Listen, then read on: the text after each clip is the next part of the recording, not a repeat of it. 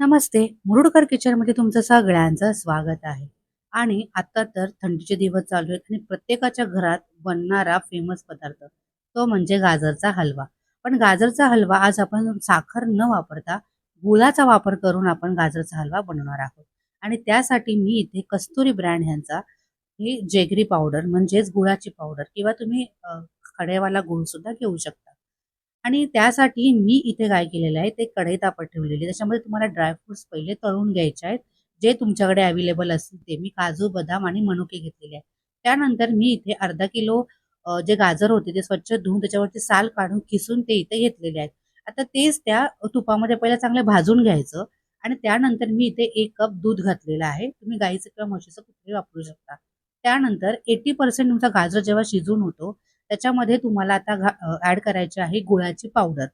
तर तुम्हाला साखरेचा करायचा तर तुम्ही इथे आता साखर सुद्धा ॲड करू शकता. पण मी थोडंसं हेल्दी बनवते त्यासाठी मी इथे गुळाचा वापर केलेला आहे. आता स्वादानुसार तुम्ही इथे करा गूळ किती घालायचा आहे. आता मी इथे खवा घातलेला आहे. हा माझा होममेड खवा आहे. खवा किंवा मावा तुम्ही काही बोलू शकता याला. तर तो मी घरी बनवलेला आहे. त्यानंतर थोडंसं मीठ घालायचं आहे आणि 1 टेबलस्पून तुम्हाला इथे वेलची पावडर घालायची आहे. त्यानी टेस्ट खूप छान लागते.